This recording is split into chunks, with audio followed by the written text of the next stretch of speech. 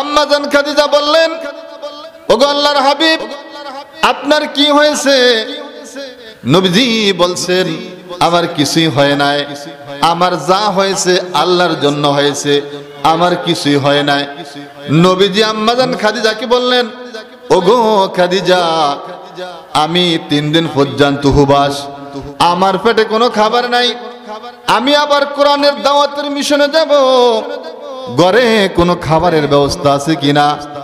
আম্মা জান খাদিজা বললেন, তত একটা ব্যবস্থা নাই, আমার ঘরে তত একটা খাবারের ব্যবস্থা নাই, তবে 2টা খেজুর ছিল, একটা খেজুর আমি খেয়েছি, আর একটা খেজুর আপনার জন্য রেখে দিয়েছি, আর পাশের ঘরের একজন মহিলা আপনার জন্য হাদিয়া হিসেবে দুধ দিয়ে গেছে, এই দুধ আর একটা খেজুর ছাড়া কিছুই নাই, যদি আপনি ইচ্ছা করেন আপনার জন্য রেখে দিয়েছি, আপনি খেতে পারেন। নবীজি সাল্লাল্লাহু আলাইহি ওয়াসাল্লাম ঘরে বসলেন, উযু করে আসলেন, 2 রাকাত নামাজ পড়ে খেতে বসলেন। খাবার বেশি কিছু নাই, একটা খেজুর আর 1 পেয়ালা দুধ, এছাড়া অন্য কোনো খাবার নাই। যিনি বিশ্ব নবী, যিনি চাইতেন পাহাড়টা স্বর্ণ হয়ে যাইতেন, যিনি চাইতেন ঘরে কোনো সম্পদের অভাব ছিল না, এরপরে বিশ্ব নবীর ঘরে মাত্র একটা খেজুর আর হাদিয়া একটু দুধ, এছাড়া অন্য কোনো খাবার নাই। হুজুর বললেন, খাদিজা, আপনি যদি খেয়ে থাকেন সেটা আলাদা বিষয়, আমি যখন এসেছি একটা খেজুর এবং দুধ, বসেন, আমরা দুজনেই খাবো। আম্মা জান খাদিজাকে খেতে বসতে বললেন, খাদিজা বসলেন, বসে নবীজিকে বললেন, ওগো আল্লাহর হাবিব, আপনি কোরআনের দাওয়াত দিতে গিয়ে আপনি অনেক কষ্ট হয়, আপনার পেটে কোনো খাবার থাকে না, আপনি একটা খেজুর খেয়ে নিন, আর একটা খেজুর আমি খেয়েছি, আর সম্পূর্ণ দুধটা আপনি পান করেন, আপনার শরীরে শক্ত হবে, শক্তি হবে, কোরআনের দাওয়াত দেওয়া আপনার জন্য সহজ হবে। নবীজি সাল্লাল্লাহু আলাইহি ওয়াসাল্লাম বললেন, খাদিজা, এরপর আপনাকে খেতে হবে। নবীজির অনুরোধে খাদিজা খেতে বসলেন। খাওয়ার এক পর্যায়ে দুজনের মধ্যে, নবীজির মধ্যে এবং খাদিজার মধ্যে আনন্দ কিছুটা সময়, এই আনন্দ সময়ের মধ্যে নবীজি সাল্লাল্লাহু আলাইহি ওয়াসাল্লামের সামনে আম্মা জান খাদিজার চোখ থেকে পানি পড়ছে। নবীজি জিজ্ঞাসা করলেন, খাদিজা, আনন্দ একটা মুহূর্ত, আমি যুদ্ধ করে আসছি, এখন আপনার ঘরে আসছি, আপনার তো হাসি খুশি থাকা দরকার, আপনি আপনার চোখ দিয়া কেন পানি পড়ে? নবীজি আম্মা জান খাদিজা বললেন যে, আমি ইচ্ছা করলে এই মক্কার জমিনে সমস্ত নারীদের মধ্যে আমি ধরেছিলাম, আমি অর্থ সম্পদওয়ালা লোক ছিলাম, আমি আমার সমস্ত সম্পদগুলি আপনাকে দিয়ে দিলাম, আর আপনি একটা সম্পদ রাখেন নাই, সমস্ত সম্পদগুলি আপনি এই কোরআনের জন্য, গরিব কোরআনের জন্য বন্টন করে দিলেন। আমি আনন্দের অশ্রু, আনন্দের চোখের পানি, এই জন্য যে আপনার মতো একজন মহামানব আমি স্বামী হিসাবে পেয়েছি। হুজুর সাল্লাল্লাহু আলাইহি ওয়াসাল্লাম খাদিজাকে বললেন, ওগো খাদিজা, আমার মনে হয়, আমার মনে টানে, আপনি যে অর্থ সম্পদওয়ালা ছিলেন, ধনী লোক ছিলেন, আপনার সমস্ত সম্পদগুলি আমাকে দিয়ে দিলেন, আর আমি সেই সম্পদগুলি গরিবের মাঝে বন্টন করে দিয়েছি। খাদিজা গো, আপনার কি কখনো মনে হয় আপনার সেই সম্পদগুলি দিয়া আপনার কোনো উপকার হবে? আম্মা জান খাদিজা নবীজিকে বললেন, ইয়া রাসূলুল্লাহ, আমি কখনো আপনার সাথে দীর্ঘ 9 বছর বিবাহ হয়েছে, আমার অর্থ সম্পদগুলি আপনার জন্য আপনার কাছে দিয়ে দিয়েছি, 9 বছরের মধ্যে কখনো আপনার কাছে আমার সম্পদের কথা উল্লেখ করি নাই। খাদিজা, হুজুর গো, যখন আপনি আমার সেই সম্পদের কথা উল্লেখ করছেন, তো আমি একটা কথা বলে রাখি, আমি যতদিন আপনার সংসারে থাকবো, কিয়ামত পর্যন্ত আমি আমার সম্পদের কথা আপনার কাছে উচ্চারণ করব না। তবে আপনি বিশ্ব নবী, আপনি মহানবী, আপনি দুনিয়ার সর্দার, আখিরাতের সর্দার, আপনি পাওয়ারফুল নবী, আপনি বিশ্ব নবী, আপনার কাছে আমার চাওয়ার পাওয়ার কিছু নাই, তবে আপনার কাছে আমার 3টা চাওয়া আছে, বলেন আপনি কি আমার এই 3টা চাওয়া কি কবুল করবেন? নবীজির কাছে আম্মা জান খাদিজা বললেন, ওগো প্রাণ প্রিয় স্বামী, আপনার কাছে আমার তিনটা চাওয়ার আছে, যদি আপনি ইচ্ছা করেন, যদি আপনি অনুমতি দেন, আমি সেই তিনটা বিষয় আপনার কাছে চাইব। হুজুর বললেন, খাদিজা, মক্কার জমিনে আমার কোনো গার্ডিয়ান ছিল না, আমার মাও ছিল না, বাবাও ছিল না, আমার আত্মীয় স্বজন চাচা যে সকল যারা ছিলেন সকলেই কাফের, আমার ধর্মের লোক না, সকলে আমার বিরোধিতা করছেন, এমনকি আমাকে হত্যা করার জন্য পর্যন্ত পরিকল্পনা করছেন। সেই মক্কার লাইফে আপনি ছাড়া আমার অন্য কোনো কেউ ছিল না সহযোগী। আপনার মতো মানুষ যদি আমার কাছে তিনটা বিষয় চায়, আমি কিভাবে না দেই? যদি সাধ্য হয়, শর্ত মতো হয়, অবশ্যই আপনাকে সেই তিনটা দিব। খাদিজা বললেন, আমার প্রথম চাওয়া হইল অর্থ সম্পদ জায়গা জমিন কিছুই না, আমার প্রথম চাওয়া হইল আপনার কাছে, আমি যখন ইন্তেকাল করব, আমার ইন্তেকালের পরে বাজারের থেকে কাফনের কাপড় কেনার প্রয়োজন নাই, বাজার থেকে কাফনের কাপড় কেনার প্রয়োজন নাই, টাকা খরচের প্রয়োজন নাই। আমার কাছে প্রথম চাওয়া হইল আপনার গায়ের জামাটা আমার কাফন হিসাবে ব্যবহার করাইবেন।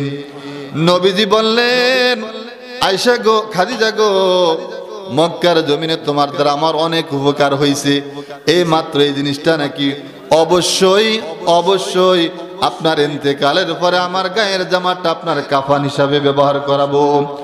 2 নম্বর চাওয়া হইল, ওগো আল্লাহর হাবিব, 2 নম্বর চাওয়া হইল সমস্ত মানুষকে যখন কবরে রাখা হয়, বিভিন্ন মানুষকে কবরে রাখেন, আমি যখন ইন্তেকাল করব, আমার লাশটা, আমার দাফনটা, আমার জানাজাটা বেশি মানুষকে খবর দেওয়ার প্রয়োজন হবে না, অল্প সংখ্যক কিছু মানুষকে ডেকে রাতের বেলা আমাকে জানাজা পড়ে দাফন করবেন।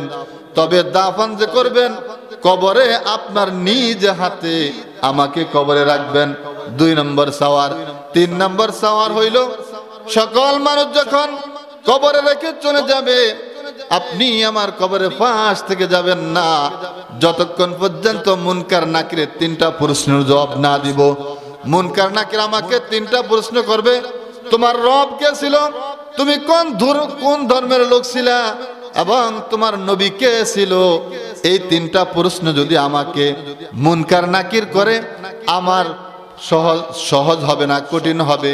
আমি সেই ভয়ে আপনাকে বলছি, আমার 3 নম্বর শর্ত হইল, যখন সমস্ত মানুষগুলি চলে যাবে, 3টা প্রশ্নের জবাব না দেওয়া পর্যন্ত আপনি আমার কবরের পাশ থেকে যাবেন না। নবীজি এই 3টা শর্ত আম্মাজান খাদিজার গ্রহণ করলেন, এবং গ্রহণ করলেন খুব সাদরে গ্রহণ করলেন। এর থেকে বাকিটা সামনে বলছি, আবার একটু পিছনে যাই। নবীজি সাল্লাল্লাহু আলাইহি ওয়াসাল্লাম কোরআনের দাওয়াত দেওয়া শুরু করলেন, কোরআনের দাওয়াত দেওয়া শুরু করলেন। তো সংখ্যায় 39 জন মুসলমান হয়ে গেলেন। 39 জন মুসলমান যখন হয়ে গেছেন, 40 নম্বর মুসলমান হইলেন হযরতে ওমর ফারুক রাদিয়াল্লাহু তাআলা আনহু। সুবহানাল্লাহ। 40 নম্বর মুসলমান হইল হযরত ওমর রাদিয়াল্লাহু তাআলা আনহু। কে বলেন তো? ওমর রাদিয়াল্লাহু তাআলা আনহু। এই 3 বছরে গোপনে গোপনে দাওয়াত দিয়া 39 জন মুসলমান বানাইলেন।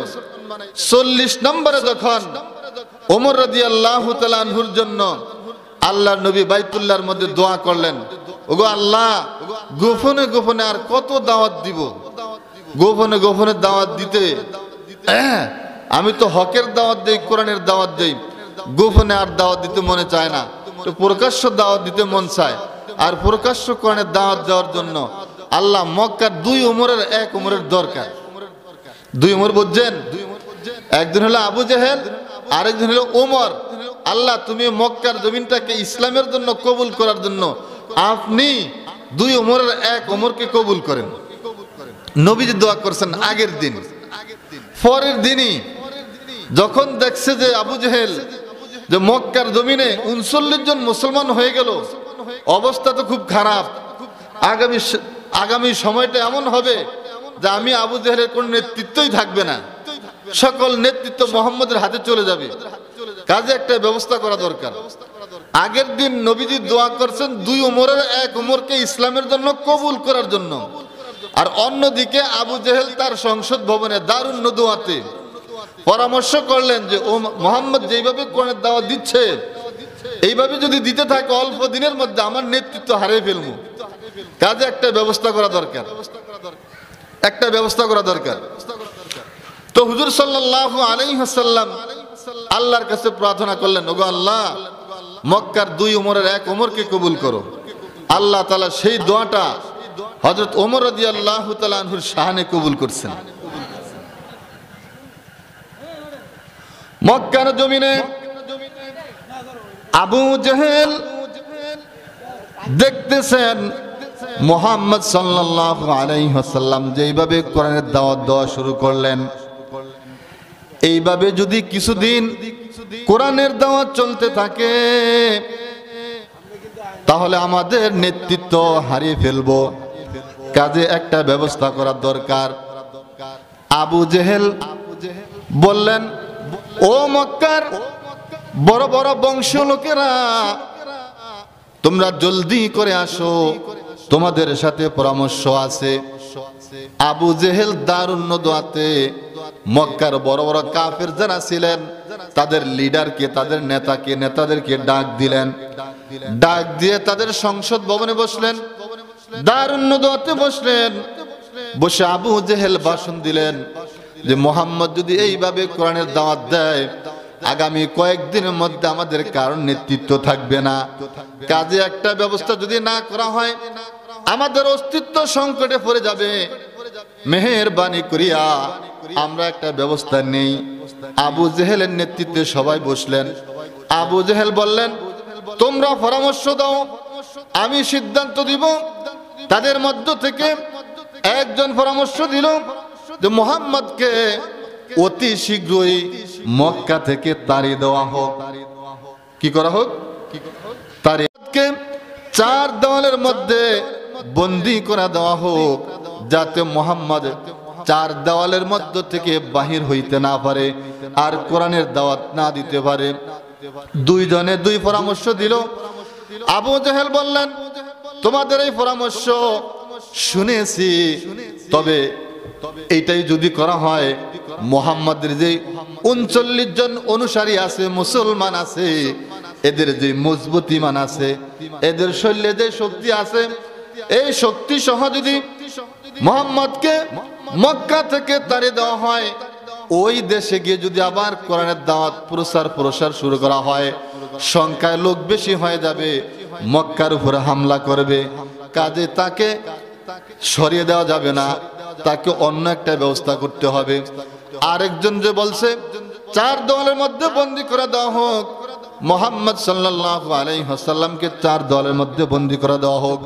আবু জেহেল বললেন, 4 দেওয়ালের মধ্যে যদি বন্দী করে দেওয়া হয়, আবু মুহাম্মাদের যে অনুসারীরা আছে, মুহাম্মাদের যে ভক্তরা আছে, তাদের যে ঈমানি পাওয়ার আছে, ঈমানি শক্তি আছে, এই ঈমানি পাওয়ার দিয়া এই বিল্ডিংকে যদি ভেঙে ফেলে হয় তাহলে একটা ইতিহাস সৃষ্টি হয়ে যাবে, সকল মানুষগুলি তার অনুসারী হয়ে যাবে।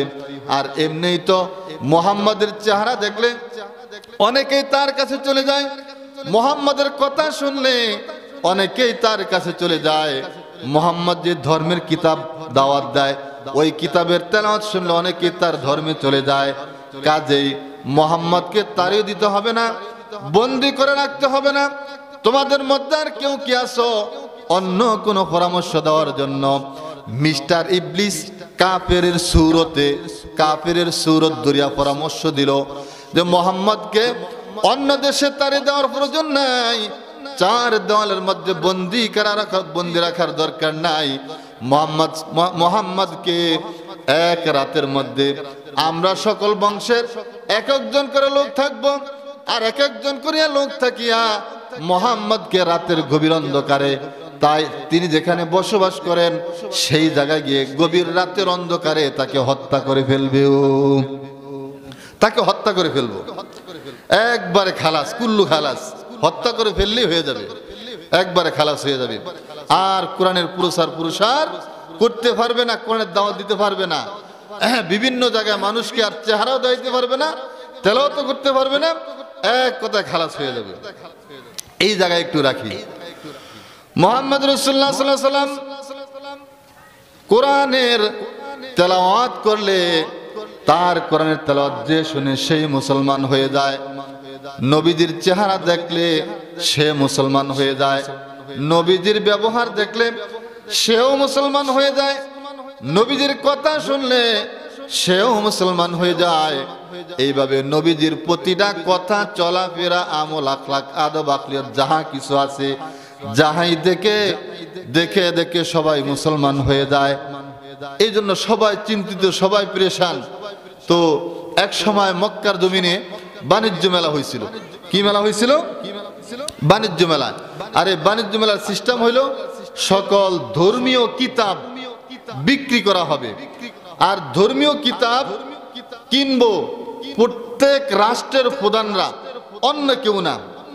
মুহাম্মদ রাসূলুল্লাহ সাল্লাল্লাহু আলাইহি ওয়াসাল্লামের সেই কোরআনের প্রসারের আমলে এই মক্কাতে বাণিজ্য মেলা হয়েছে। আর এই বাণিজ্য মেলার নেতৃত্ব দিয়েছে আবু জেহেল। তো আবু জেহেল তাদের মধ্যে প্রসার করা শুরু করলো যে আমরা যে বাণিজ্য মেলা করতে যাচ্ছি, এই বাণিজ্য মেলা বিশ্বের বড় বড় ধনী লোকেরা আসবেন এবং প্রধানমন্ত্রী আসবেন। কিন্তু দুঃখের বিষয় হইল এই বাণিজ্য মেলার খবর যদি মোহাম্মদ শুনতে পায়, আর এই বাণিজ্য মেলা আয়া যদি মোহাম্মদ একটা ভাষণ দেয়, তাহলে সকল দেশের প্রধানমন্ত্রীগুলি যারা বাণিজ্য মেলায় আসবে, এরা প্রত্যেকে মোহাম্মদ যে কবি, যে গণক, তার কথায়, কবিতার আবৃত্তির মাধ্যমে সকলে ইসলাম ধর্ম গ্রহণ করে ফেলবে। কাজে আমরা যে বাণিজ্য মেলা করব, আবু জেহেলের কথা, এই বাণিজ্য মেলার খবর যেন মোহাম্মদ কোনোভাবেই না জানে, এবং বাণিজ্য মেলায় আসতে যে পথটা আছে, যে পথ, এই পথটাতে দুইটা লাইন বাণিজ্য মেলায় আসতে। একটা হলো আবু জেহেলের বাড়ির দিক দিয়া, আরেকটা হলো নবীজির বাড়ির দিক দিয়া। নবীজির বাড়ির দিক দিয়ে একটা, আরেকটা হলো আবু জেহেলের বাড়ির দিক দিয়ে একটা। আবু জেহেল তাদের মধ্য থেকে শক্তিশালী কয়েকজন মানুষকে ওই তিন রাস্তার মোড়ে দাঁড় করে রাখলো, যে এই রাস্তা দিয়ে যখন বাহিরের মানুষগুলি, মেহমানরা আসবেন, আসার পরে তাদেরকে মোহাম্মদের বাড়ির দরজায় সে রাস্তা দিয়ে যাইতে দিবা না, মোহাম্মদকে এই পথটা দেখাইবা। আবু জেহেল তার সকল চক্রান্তগুলো মোহাম্মদকে ঠেকানোর জন্য, মোহাম্মদকে বিপদে ফেলানোর জন্য, কোরআনের প্রসার বন্ধ করার জন্য। তবে আমি বলতে চাই, কোরআনের প্রসার যদি মুহাম্মদ সাল্লাল্লাহু আলাইহি ওয়াসাল্লাম করেন, সেটার পক্ষে সাহায্য করবেন কে? আরো জোরে বলতে হবে কে? আবু জেহেল পন্থা অবলম্বন করলো, বাহিরের মানুষগুলো যখন বাণিজ্য মেলায় আসবে, আর এই বাণিজ্য মেলায় আসার পথে যে তিন রাস্তার মোড়, এই তিন রাস্তার মোড়ে আমার ধর্মের, আমার পক্ষের লোক দাঁড়িয়ে থাকবা। যখন বিদেশি মেহমানরা আসবেন, আর এই বিদেশি মেহমানদেরকে আমার বাড়ির দরজার যে পথটা আছে, এই পথটা দিয়ে বাণিজ্য মেলায় পাঠাইবা। আর মুহাম্মদ সাল্লাল্লাহু আলাইহি ওয়াসাল্লামের বাড়ির পথ দিয়া যে লাইনটা আছে, সেই জায়গা দিয়ে আমার তাদেরকে প্রবেশ করতে দিবা না। বিদেশি মেহমানরা আসা শুরু করলেন। তিন রাস্তার মোড়ে যখন মানুষগুলি, বিদেশি মেহমানগুলো আসতেছেন, দারোয়ানরা বললেন এই পথটা সহজ পথ এবং এই পথটা ভালো, আর এই পথটা হলো একটা পাগলের বাড়ির পথ। তোমরা যদি এই পথ দিয়ে যাও, তোমাদের জন্য মহা মুসিবত হবে। আর এই পথটা দিয়ে যদি যাও, তোমাদের খাবারের ব্যবস্থা হবে, পানির ব্যবস্থা হবে, গাড়ির ব্যবস্থা হবে। কাজে তোমরা এই পথটা দিয়ে যাও না, তোমাদেরকে পাগলের মুসিবতে পড়তে হবে। আর এই পথটা দিয়ে যদি যাও, তোমাদের সার্বিক সহযোগিতা হবে। এই কথার ভিত্তিতে বিদেশি মানুষরা, বিদেশি মেহমানরা এই জায়গায় যখন আসলেন, মানুষের একটা তবিয়ত হইল, একটা অভ্যাস হইল, মানুষকে যেই পথে যাইতে না বলেন ওই পথে বেশি যায়। কথা ঠিক না? যেই পথে যাইতে নিষেধ করে ওই পথে যাওয়ার চিন্তা করে, চেষ্টা করে যে এই পথটা দিয়ে যাইতে না কইলো করে। কারণটা কি? নিজের থেকে ভাবে। ওই বিদেশি বাণিজ্য মেলা আসা মেহমানরাও যে আমরা আমাদের ইচ্ছা আইছি, যেখান দিয়ে ইচ্ছা সেখানে যাব, ওনার কথা এই পথ দিয়ে যাইব কেন? নিশ্চয় একটা কিন্তু আছে। কিন্তু একটা আছে কি নাই? একটা কিন্তু আছে। আর সেই কিন্তুটা তো যারা দাঁড় করাইছে তারা জানে, আর যারা আসতেছে তারা কিন্তুটা জানে না। তো মুহাম্মদ সাল্লাল্লাহু আলাইহি ওয়াসাল্লামকে ঠেকানোর জন্য এরকম এক আর দুই না, হাজার হাজার পথ অবলম্বন করছে। শেষ এই কথাও বলছে যে আবু তালেব, তুমি আমার দলের লোক, আমি আবু জেহেলের লোক। তোমার ভাতিজাই যে কাজগুলি করছে, এই কাজগুলি যদি তুমি না ঠেকাও এবং এই কোরআনের প্রসার, নতুন ধর্মের প্রসার বন্ধ না করো, তাহলে আবু তালেব, আমরাও তোমার সাথে সম্পর্ক ছিন্ন করব। তখন রাষ্ট্রীয় পরিচালনার দায়িত্ব হইল আবু জেহেলের, আর এই রাষ্ট্র একটা পদ দিয়েছিল আবু তালেব। আর নবীজি সাল্লাল্লাহু আলাইহি ওয়াসাল্লাম এই আবু তালেবের মাথা হাতে এবং আম্মাজান খাদিজার মাথা হাতে মক্কার জমিনে 10 বছর পর্যন্ত কোরআনের দাওয়াত দিছিল। এই 10 বছর কোরআনের দাওয়াত দেওয়ার পরে যখন এই উম্মুল হুজন একটা বছর, এই বছরকে নবীজির নাম দিছে উম্মুল হুজন, অর্থাৎ কষ্টের বছর।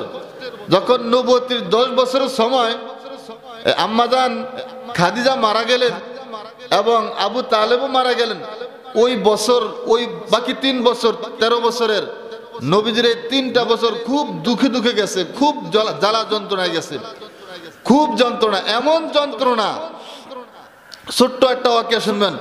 হযরত হালিমাতু সাদিয়া রাদিয়াল্লাহু তাআলা আনহা নবীজির কি লাগেন? দুধ মা লাগেন। হালিমা রাদিয়াল্লাহু তাআলা আনহার বাড়ি ছিল আপনার তায়েফে। কোথায়? তায়েফে ছিল। তো নবীজি যখন আবু তালেব মারা গেলেন, খাদিজা মারা গেলেন, এই মক্কার 13 বছরে 3 বছর নবীজির উপরে খুব দুঃখ, যন্ত্রণা, জুলুম, নির্যাতন গেছে। নবীজি শেষ পর্যন্ত জুলুম টিকতে না পারিয়া মনের মধ্যে অনেক বড় আশা আকাঙ্ক্ষা নিয়া যে আমার মায়ের বাড়ি তো হইল তায়েফে, নানা বাড়ি গিয়ে দেখি নানা বাড়ির মানুষগুলো আমার কথা শোনে কিনা, কোরআনের কথা শোনে কিনা। মনের মধ্যে অনেক বড় আশা নিয়া আমার আপনার নবী জনাবি মুহাম্মদুর রাসূলুল্লাহ সাল্লাল্লাহু আলাইহি ওয়াসাল্লাম মক্কার জমিন থেকে তায়েফের দিকে রওনা করলেন। তায়েফের ময়দানে আল্লাহ নবী আম্মাজান হালিমাতু সাদিয়া রাদিয়াল্লাহু তাআলা আনহার বাড়িতে গেলেন। গিয়ে আম্মাজান হালিমাতু সাদিয়াকে বললেন, ওগো আম্মাজি, আমার স্ত্রী খাদিজা মারা যাওয়ার পরে, আমার চাচা আবু তালেব মারা যাওয়ার পরে মক্কার আমার আপনজনরা, আমার আত্মীয় স্বজনরা, আমার বংশীয় লোকেরা আমাকে মক্কা থেকে দূর দূর করে তাড়িয়ে দিয়েছেন।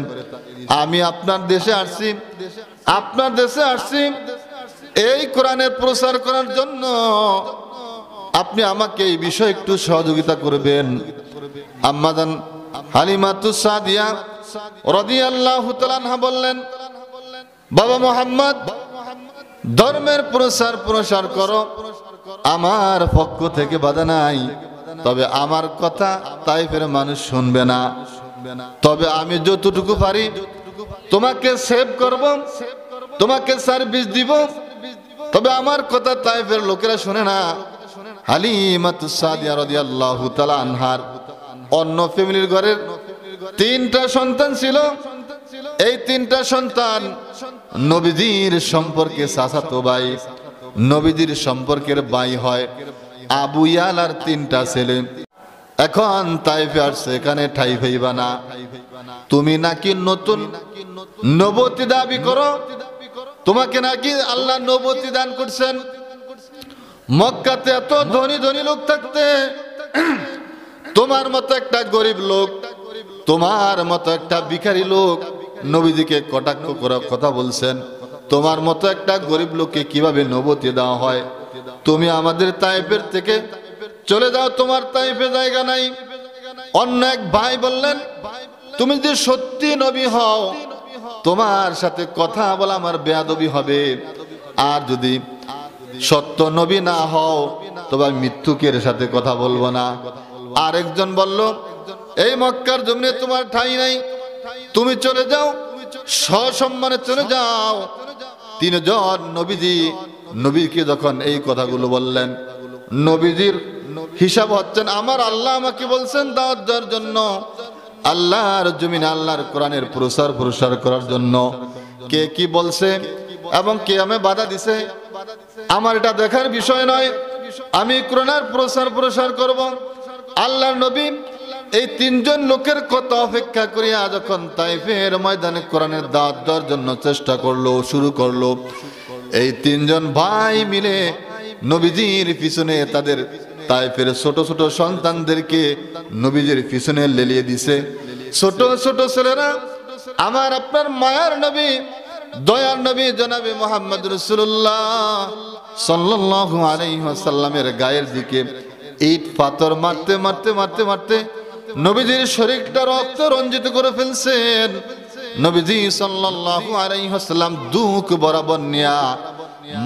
ভরা মন নিয়া তাইফের ময়দান থেকে মদিনায় চলে গেলেন। মদিনায় গিয়ে নবীজি, সেটা বলছি না, নবীজি মদিনায় গিয়ে মদিনার লোকগুলি আল্লাহ নবীকে কোরআনের দাওয়াত দেওয়ার জন্য সার্বিক লাইনে সহযোগিতা করার কারণে সর্বপ্রথম মদিনার জমিনে দিন কায়েম হয়েছে। নবীজি সাল্লাল্লাহু আলাইহি ওয়াসাল্লামকে মক্কার জমিনে হত্যা করার জন্য আবু জেহেল দারুন নদওয়াতে পরামর্শ করলেন এবং রাতের বেলা নবীজিকে হত্যা করবেন। সিদ্ধান্ত শেষ। আল্লাহ তাআলা আবু জেহেলের এই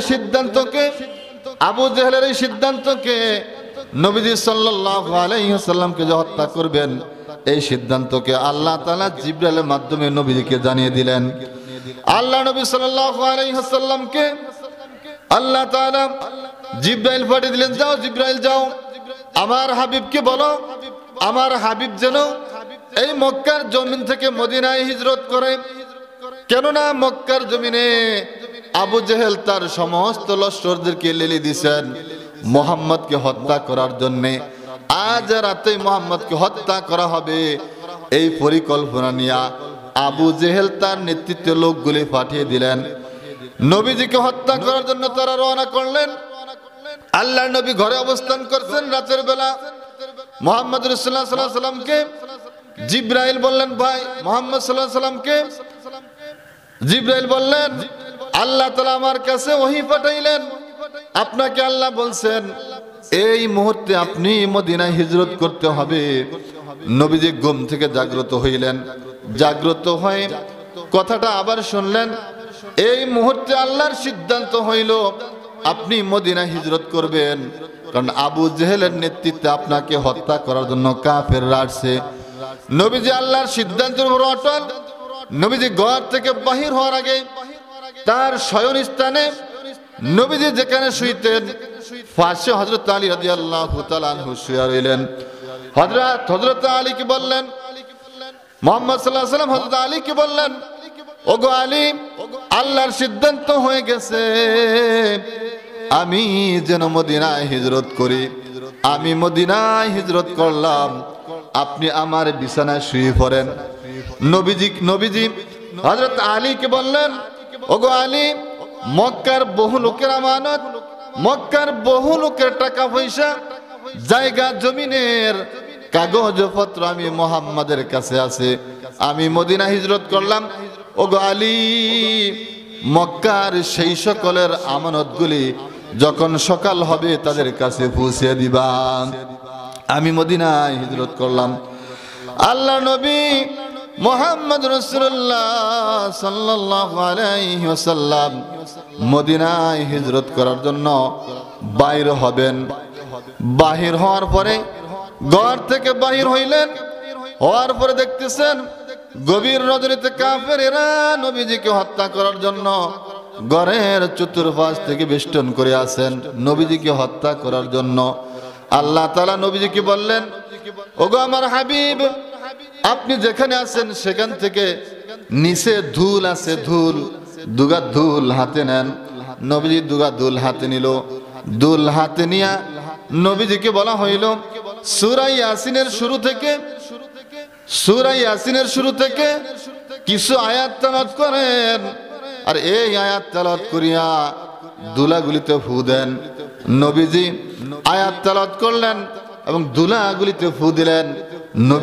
নবীজিকে আল্লাহ বললেন এইবার দুলাগুলি কাফেরদের চোখে মুখে মারেন। নবীজি কাফেরদের দিকে মারলেন। কোরআনের আয়াতের মধ্যে বলা আছে ওয়ামা রামাইতা ইয রামাইতা ওয়ালাকিন্নাল্লাহা রামা।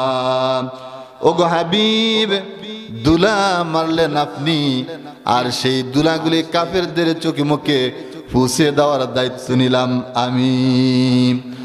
আমার নবীজি দুলা বালিগুলি চোখের দিকে মারলেন, তারা চোখে মুখে কিছু দেখেন না।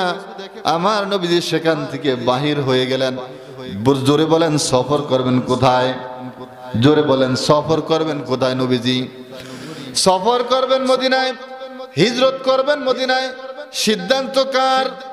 আল্লাহ তাআলার সিদ্ধান্ত। কেন সিদ্ধান্ত? আবু জেহেলের নেতৃত্বে নবীজিকে হত্যা করার জন্য। এই জন্য আল্লাহর পক্ষ থেকে ফয়সালা হইল আপনি মদিনায় হিজরত করেন। নবীজি ঘর থেকে বাহির হইলেন 6 মাস আগে। আমার নবীজি হযরত আবু বকরকে বললেন ও আবু বকর, আমি মদিনায় হিজরত করব, আপনি আমার হিজরতের সফর সঙ্গী হবেন, আপনি আমার সাথী হবেন, আপনি রেডি থাকবেন, তৈরি থাকবেন। নবীজি মক্কা থেকে বাহির হয়ে মদিনার দিকে হিজরত করলেন। মাঝখানে হইল হযরত আবু বকরের বাড়ি। হযরত আবু বকরের বাড়ি গভীর রজনীতে আমার হাবিব জনাবে মুহাম্মদ রাসূলুল্লাহ সাল্লাল্লাহু আলাইহি ওয়াসাল্লাম মদিনায় হিজরত করার জন্য আবু বকরের বাড়িতে গেলেন। আবু বকরের বাড়িতে যখন যায় তখন রাতের 1-1:30 বাজে অনুমানিক, অথবা গভীর রজনী। নবীজি যখন আবু বকরের বাড়ি গিয়া কফাটে নক করলেন, কফাট খুলতে বললেন, আল্লাহর নবীর এক কথায় হযরত আবু বকর রাদিয়াল্লাহু তাআলা আনহু কফাট খুলে দিলেন। কফাট খুলে দিছে এক ডাকে। আমরা আমাদের সমাজে এই কফাট খুলতে বলে 1বার 2বার 3বার অনেকবার বললেও সজাগ হয় না, কিন্তু গভীর রজনীতে এক ডাকের ঠেলাই আবু বকর কফাট খুলে দিয়েছেন। আবু বকর যখন কফাট খুলে দিলেন, আমার নবী জিজ্ঞাসা করলেন, ওগো আবু বকর, আপনি কি রাতের বেলা ঘুমান না? রাতের বেলা মানুষ ঘুমায় কি ঘুমায় না? আবু বকর রাতের বেলা ঘুমান নাই। আমার নবীকে আবু বকর বললেন, ওগো আল্লাহর হাবিব, আজ থেকে 6 মাস পূর্বে আপনি আমাকে বলছেন আমাকে নিয়ে মদিনায় সফর করবেন এবং আপনার সফরের হিজরতের সাথী হব আমি। আল্লাহর কসম করে বলছি, ওই দিন থেকে একটা রাতের জন্য আমি ঘুমাই নাই। বন্ধু কেমন হয়? আবু বকর ছিলেন নবীজের বন্ধু। কেমন বন্ধু ছিলেন? আল্লাহর হাবিব সাল্লাল্লাহু আলাইহি ওয়াসাল্লামের। হযরত আবু বকর রাদিয়াল্লাহু তাআলা আনহু নবীজিকে বললেন, ওগো আল্লাহর হাবিব, আমি যে রাতের বেলা ঘুমাই না বিষয়টা তা না। আমার সাথে আমার ছোট মেয়েটাও পর্যন্ত ঘুমায় না।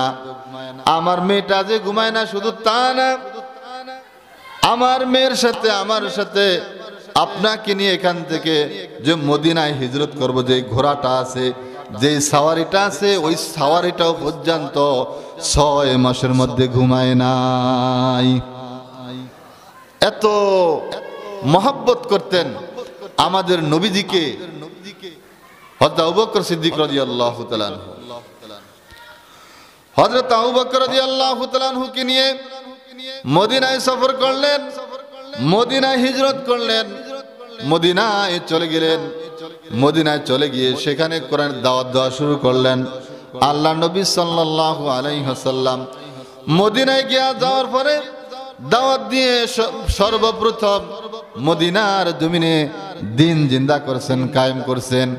এর আগে আর একটু কথা বলে রাখি, আমার নবী মুহাম্মদ রাসূলুল্লাহ সাল্লাল্লাহু আলাইহি ওয়াসাল্লাম যখন মক্কার জমিনে কোরআনের দাওয়াত দেওয়া শুরু করলেন, মক্কার লোকগুলি নবীজিকে বলছেন, ওগো মুহাম্মদ তুমি একটা পাগল। কি বলছেন? পাগল। আমার নবীকে বলছেন তুমি একটা পাগল। আল্লাহ তাআলা বললেন, ওগো হাবিব আপনি তাদেরকে শুনিয়ে দিন, ওয়ামা সাহিবুকুম বিমাজনুন। 40 বছর পর্যন্ত যেই লোকটা তোমাদের সাথী ছিল, সেই লোকটা হঠাৎ করে কিভাবে পাগল হয়? তিনি পাগল না, তিনি হইলেন তোমাদের জন্য একজন পয়গাম্বর। আবার কাফেরেরা কয়, যদি পাগলই না হন তাহলে তিনি একজন কবি, যিনি কোরআনের নামে বানায়া বানায়া কবিতা কয়। আল্লাহ তাআলা বললেন, ওমা হুয়া বিকাউলি শাইর। আমার হাবিব কবি না, আমি তাকে কবি বানাই নাই। আবার কাফেররা কয়, মুহাম্মদ তুমি একটা গণক। আমার আল্লাহ বলেন, ওয়ালা হুয়া বিকাউলি কাহিন। মুহাম্মদ গণক না।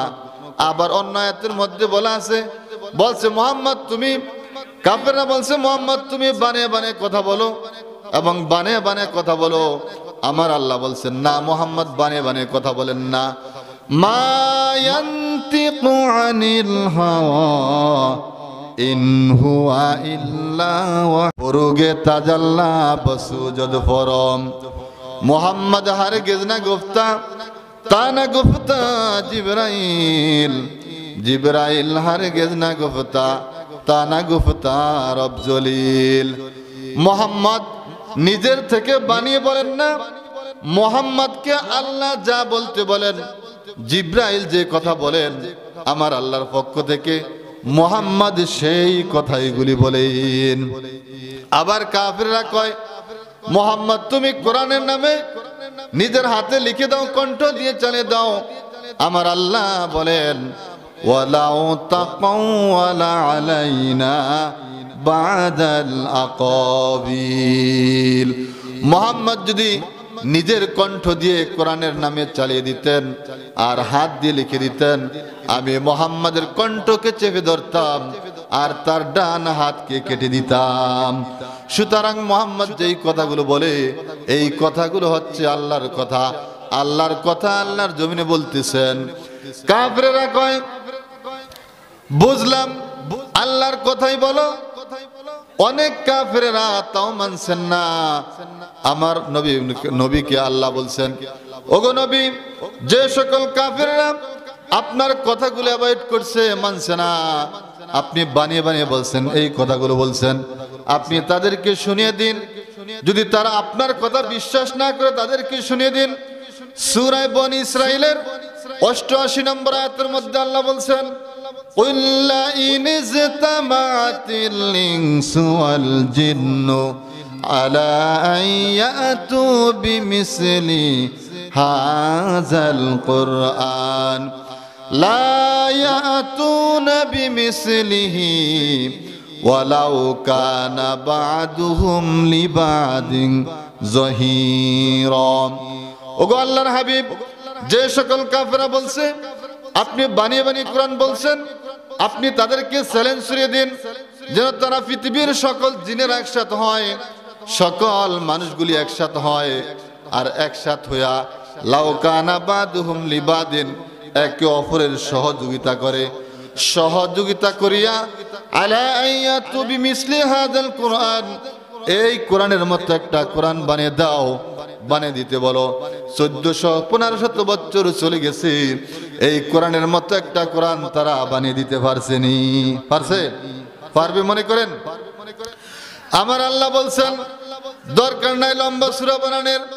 অন্য আয়াতের মধ্যে বলছেন, সূরা বাকারার 23 নম্বর আয়াতের মধ্যে আল্লাহ বলছেন, ওয়া ইন কুনতুম ফি রাইবিম মিম্মা নাযালনা আলা আবদিনা ফাতু বিসূরাতিম মিন মিসলিহি ওয়াদউ শুহাদাকুম মিন দুনিল্লাহি ইন কুনতুম সাদিকিন। আমি আমার বান্দার উপরে যেই কোরআনকে নাজিল করলাম, এই কোরআনের বিষয়ে যদি তোমাদের কারো সন্দেহ হয়, তাহলে সন্দেহ যারা করো তোমাদের কাছে চ্যালেঞ্জ, ফাতু বিসূরাতিম মিন মিসলিহি। পুরা কোরআন শরীফের মধ্যে 114টা সূরা, সবচেয়ে বড় সূরা হলো সূরা বাকারা। সূরা বাকারা বানান দরকার নাই, সূরা আল ইমরান বানান দরকার নাই, সূরা মায়েদা বানান দরকার নাই, সূরা নিসা বানান দরকার নাই। সবচাইতে একটা ছোট্ট সূরা আছে, যে সূরাটার নাম হলো সূরা কাউসার। ওই সূরাটা বানিয়ে দেখাও। কাফেরেরা 1415 বছর চলে গেছে, সূরা কাউসার মতো একটা সূরা বানিয়ে দেখাইতে পারে নাই। এইভাবে নবীজিকে আল্লাহ তাআলা এই কোরআনের সত্যতা প্রমাণ করার জন্য অসংখ্য আয়াত নাজিল করে কাফেরদেরকেও প্রমাণ শুনিয়ে দিয়েছেন। তো আল্লাহ তাআলা তার হাবিবের রক্তের বিনিময়ে, সাহাবায়ে কেরামের রক্তের বিনিময়ে বিশ্ব ইতিহাসে এই কোরআনকে কায়েম করে গেলেন। আর সেই কোরআন আজ আমাদের সমাজে শতকরা 95% মানুষ পড়তে জানে না। ঠিক নি কথা? পড়তে জানে না। এই কোরআন একবারে কুড়ে ঘর থেকে রাষ্ট্রপ্রধান পর্যন্ত প্রত্যেকটা সেক্টরে লাগে, এবং এই কোরআন মসজিদে লাগে, এই কোরআন কবরে লাগে, মিজানেও লাগে, ফুলসরাতেও লাগে। সব জায়গায় আল্লাহ তাআলার এই কোরআন লাগে কি লাগে না? লাগেনি? এই কোরআন সব জায়গায় লাগে। আপনি আপনার মায়ের কবরে জিয়ারত করতে যাবেন, সেখানে কোরআন লাগবে। আপনি মসজিদে যান নামাজ পড়বেন, সেখানেও কোরআন লাগবে। এই জন্য এই কোরআন এমন এক কোরআন, যেই কোরআনের মধ্যে কোনো পরিবর্তন নাই। আল্লাহ তাআলা যেমনি ভাবে নাজিল করছেন অমনি ভাবেই থাকবো। তবে পৃথিবীর মানুষগুলিকে এই কোরআনের মাধ্যমে শান্তির পথ দেখিয়ে দিয়ে যাবে। আল কোরআনের পথ, এই পথই আসল পথ। কথা ঠিক? আল কোরআনের পথ, এই পথই আসল পথ। অন্য পথে অন্য মতে নেই যে রহমত, অন্য পথে অন্য মতে নেই যে রহমত। আল কোরআনের পথ, এই পথই আসল পথ। এই কোরআনের পক্ষে আছেন কারা কারা? নারায়ে তাকবীর, আল্লাহু আকবার। প্রত্যেকের জায়গা থেকে কোরআনের সৈনিক হবেন তো? এক একজন এক এক জায়গা থেকে কোরআনের সৈনিক হবেন। আল কোরআনের সৈনিক আমি, নেই কো পরাজয়, এক আল্লাহর গোলাম আমি, এই তো পরিচয়। এক আল্লাহর গোলাম আমি, এই তো পরিচয়। আল্লাহর গোলাম হইতে চাই? আল কোরআনের সৈনিক আমি, নেই কো পরাজয়। সবাই বলেন আমার সাথে, আল কোরআনের সৈনিক আমি, নেই কো পরাজয়। এক আল্লাহর গোলাম আমি, এই তো পরিচয়। এক আল্লাহর গোলাম আমি, এই তো পরিচয়। এই পৃথিবীর সবই নকল, নকল না? এই পৃথিবীর সবই নকল, আসল কিছু নয়। এক আল্লাহর গোলাম আমি, এই তো পরিচয়। এক আল্লাহর গোলাম আমি, এই তো পরিচয়। কোরআন হাদিস শাসনতন্ত্র রাসূল আমার নেতা। আমার নেতা কে? কোরআন হাদিস শাসনতন্ত্র রাসূল আমার নেতা। উৎসাহ মোর চির অম্লান, ইতিহাস বীরগাথা। এক আল্লাহ সারা আমার দিলে, এক আল্লাহ সারা আমার দিলে নেই তো কোনো ভয়। এক আল্লাহর গোলাম আমি, এই তো পরিচয়। এক আল্লাহর সৈনিক আমি, এই তো পরিচয়। এই কোরআনের সৈনিক আমরা সবাই হব তো? এই কোরআন শুধু মসজিদ পর্যন্তই ক্ষান্ত না, এই কোরআন শুধু মাদ্রাসা পর্যন্তই ক্ষান্ত না। এই কোরআন একবারে কুড়ে ঘর থেকে রাষ্ট্রপ্রধান পর্যন্ত প্রত্যেকটা সেক্টরে প্রয়োজন আছে কি নাই? বর্তমান জমানায়, বর্তমান যুগে আমরা সবাই মুসলমান। সাহাবায়ে কেরামের জমানায় তারাও মুসলমান, কথা ঠিক নি? সাহাবায়ে কেরাম তাদের ঈমানের কারণে, তাদের ঈমান দীপ্তর কারণে আল্লাহর নবীর কাছ থেকে তারা জান্নাতের সার্টিফিকেট পাইছেন। সুবহানাল্লাহ কোন? সাহাবায়ে কেরাম নবীজির কাছে থেকে থেকে আমল করে করে নবীজির কাছ থেকে দুনিয়াতে জান্নাতের সার্টিফিকেট পাইছেন। আর আমরাই তাদের অনুসরণ অনুকরণ করার মাধ্যমে আল্লাহ তাআলার কাছে বেহেশত জান্নাত চাই কি চাই না? চাই কি চাই না? আমরা সকলে জান্নাত চাই, সকলেই। হযরত আবু হুরায়রা রাদিয়াল্লাহু তাআলা আনহু আল্লাহর নবীর একজন বিখ্যাত সাহাবী ছিলেন। আল্লাহর নবীর সাহাবী হযরত আবু বকর রাদিয়াল্লাহু তাআলা আনহু সাহাবায়ে কেরামের মধ্যে সবচাইতে বেশি হাদিস বর্ণনা করছেন। আবু বকর আবু হুরায়রা রাদিয়াল্লাহু তাআলা আনহু আল্লাহর নবীর কাছে গিয়ে বললেন, ওগো আল্লাহর হাবিব, আমাকে আমার মা মেরেছেন। নবীজির কাছে নিজের মা মেরেছেন এই কথাটা বলতেছেন। নবীজি জিজ্ঞাসা করলেন, কেন মারছেন? আবু হুরায়রা বললেন, ওগো আল্লাহর হাবিব, আমার মা আমাকে এই জন্য মেরেছেন যে আমি আপনার কাছে কেন আই। কথা বুঝছেন?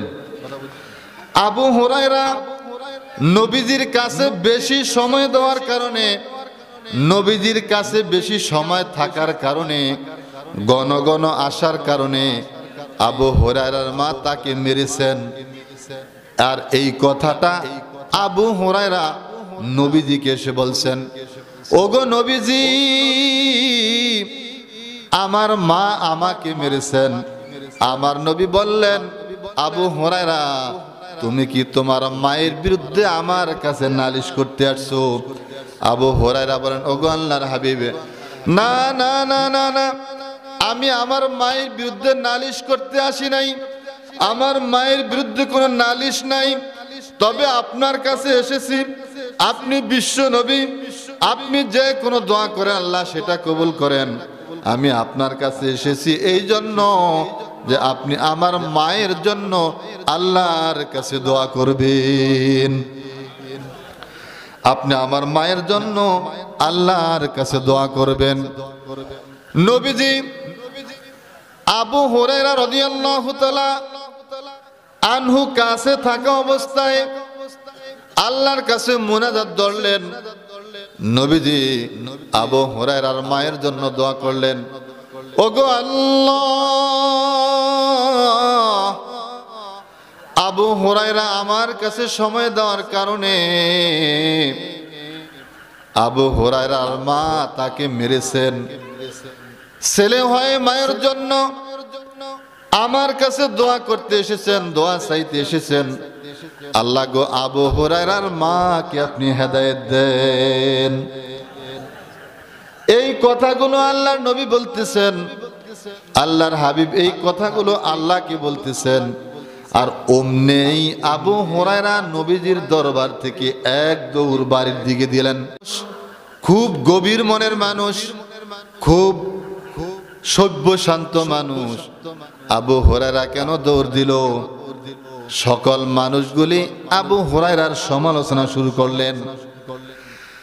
একজন দাঁড় করলেন, আবু হুরায়রা দাঁড়ান দাঁড়ান, আপনি দৌড় দেন কেন? আবু হুরায়রা দাঁড়াইলেন। ফতিক জিজ্ঞাসা করলেন, আপনি তো কখনো দৌড় দেন না, কেন দৌড় দিলেন? আবু হুরায়রা কয়, আমার মায়ের জন্য আল্লাহর নবীর কাছে দোয়া চাইতে গিয়েছিলাম। আল্লাহর নবী আমার মায়ের জন্য দোয়া করছেন। আমার নবীর দোয়া আগে পৌঁছে না, আমি আবু হুরায়রা আমার মায়ের কাছে আগে পৌঁছি, সেই জন্য দৌড় দিচ্ছি। আবু হুরায়রা বাড়িতে গেলেন। বাড়িতে গিয়ে কপাট নক করলেন, মা গো কপাট খোলেন। আবু হুরায়রার মা ভিতর থেকে আওয়াজ দিলেন, ওগো আবু হুরায়রা, আমি তোমাকে মেরে অন্যায় করেছি। কভারটা খোলা হইল। ওগো আবু হুরায়রা, আমি তোমাকে মেরে অন্যায় করেছি।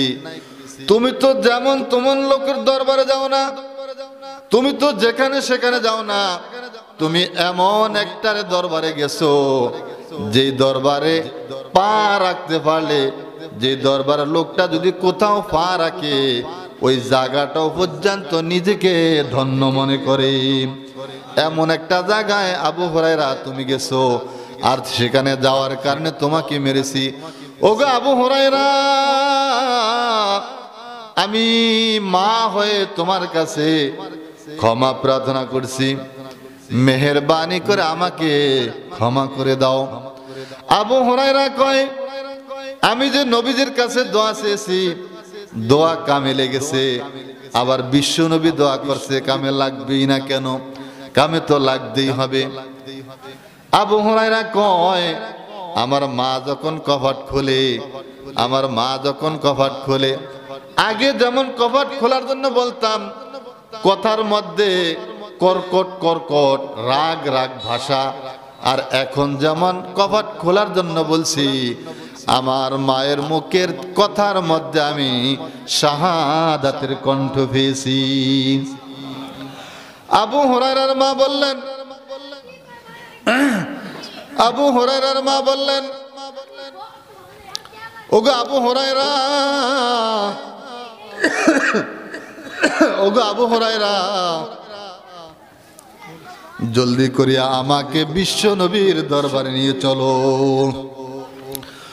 নবীজিকে মাকে আবু হুরায়রা বিশ্ব নবীর দরবারে নিলেন, আর হযরত আবু হুরায়রার মাকে আল্লাহর নবী কালেমায়ে শাহাদাত পড়ে মুসলমান বানিয়ে দিলেন।